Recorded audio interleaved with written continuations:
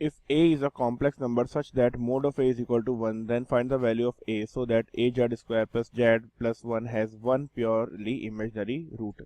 तो अब हमें गिवन है a भी एक कॉम्प्लेक्स नंबर है और इक्वेशन गिवन है a z square plus z plus 1 is equal to 0. इसका एक रूट है जो कॉम्प्लेक्स है.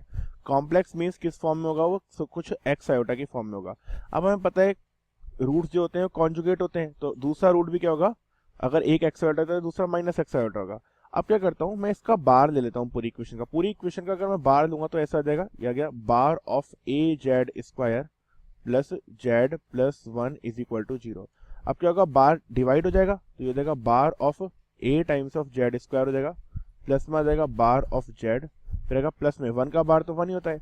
अब अगर मैं देखूंगा एक्स आयोटा की फॉर्म में हमारा जेड है, तो अब एक्स आयोटा का कॉन्जुगेट क्या होगा, माइनस एक्स आयोटा. और माइनस एक्स आयोटा क्या हो जाएगा, अगर ये जेड के इक्वल है तो जेड बार क्या हो जाएगा, माइनस ऑफ जेड के इक्वल हो जाएगा. तो अब यहाँ पे देखते हैं ये क्या हो गया, अगर ए भी कॉम्प्लेक्स नंबर है तो ए बार आ जाएगा और फिर आएगा जेड बार का स्क्वायर. जेड बार क्या है, माइनस जेड, और माइनस जेड का स्क्वायर क्या हो जाएगा, यहाँ लिख भी देता हूँ मैं, क्या माइनस जेड का स्क्वायर. फिर आएगा प्लस में Z bar is what, minus of Z, फिर आएगा प्लस में 1. इसको बोलता हूँ मैं इक्वेशन नंबर 1.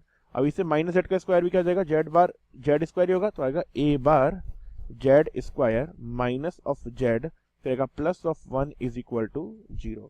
तो ये आ गया मेरे पास में इक्वेशन नंबर 2. ओके, अब इक्वेशन 1 और इक्वेशन 2 को यूज करते हुए जब मैं जेड को एलिमिनेट करूंगा तो मेरे पास में इक्वेशन क्या आ जाएगी, यहां से मेरे पास में इक्वेशन आ जाएगी ए बार माइनस ऑफ ए का होल स्क्वायर और फिर आएगा प्लस में what 2 times of A plus A bar is equal to 0.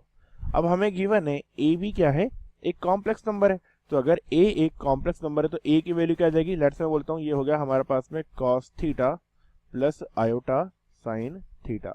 अगर ये मेरा a है तो a बार की वैल्यू क्या आ जाएगी हमारे पास में, a बार आ जाएगा मेरे पास में cos of theta minus iota sine theta के इक्वल आ जाएगी, है ना.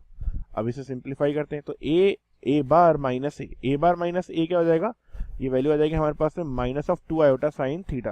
तो आ गया minus of 2 iota sine theta का स्क्वायर और फिर a प्लस ए बार क्या जाएगा cos थीटा, तो आएगा 2 टाइम्स ऑफ 2 cos थीटा, तो आएगा प्लस में 4 cos थीटा. ओके, ये हमारे पास में वैल्यू आ गई और ये वैल्यू किसकी इक्वल है 0 के.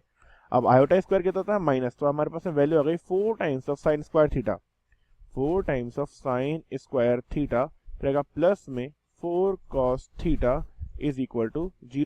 ओ सॉरी, -2 का स्क्वायर कहता है 4, लेकिन आयोटा स्क्वायर से माइनस भी आएगा तो ओवरऑल हमारे पास में स्टिल -4 ही बचेगा या -4 आएगा. ओके, तो अब साइन स्क्वायर थीटा कहता है 1 minus cos square theta. Cos square theta में हमारी कॉस में क्या होगा, क्वाड्रेटिक बन जाएगी, तो इसे मैं लिख सकता हूँ 1 माइनस कॉस स्क्वायर थीटा, तो वैल्यू होगी मल्टीप्लाई होकर के -4 प्लस 4 कॉस स्क्वायर थीटा, तो आएगा 4 कॉस स्क्वायर थीटा, फिर आएगा प्लस में 4 कॉस थीटा माइनस में आ जाएगा 4 इज इक्वल टू 0. अगर मैं से 4 कॉमन ले लूंगा तो वैल्यू क्या जाएगी, क्योंकि 4 तो 0 हो नहीं सकता, तो 0 क्या होगा cos square theta plus cos theta minus 1 ही होगा इक्वल टू 0. अब यहाँ से कॉस थीटा की वैल्यू क्या आएगी देखते हैं, तो कॉस थीटा की वैल्यू आएगी हमारे पास में माइनस बी की वैल्यू 1 है तो आएगा -1 plus minus square root of b square minus 4ac, तो बी स्क्वायर की वैल्यू 1 माइनस 4ac इज 4, तो 1 plus 4 is 5 upon 2a which is 2.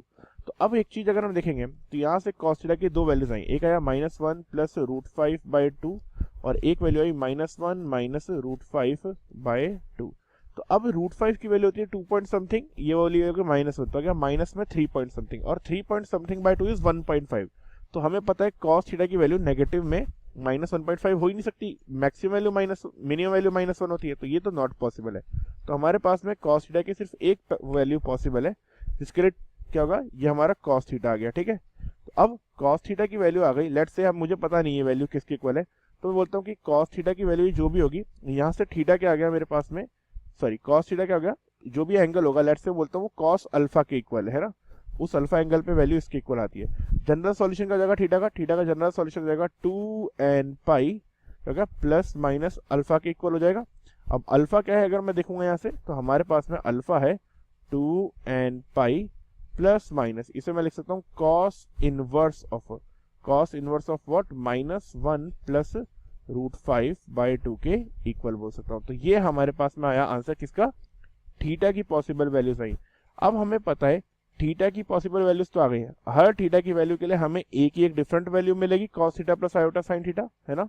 और हमें इस क्वेश्चन में क्या बताना था, हमें वैल्यूज ऑफ ए ही बतानी थी। तो ये हमारी वैल्यूज क्या आ गई, ये वैल्यूज ऑफ ए आ गई। हर थीटा के लिए हमें ए की एक डिफरेंट वैल्यू मिलेगी। और यहाँ पे n क्या है हमारा, n है एक integer. Okay, so this is the answer for this question.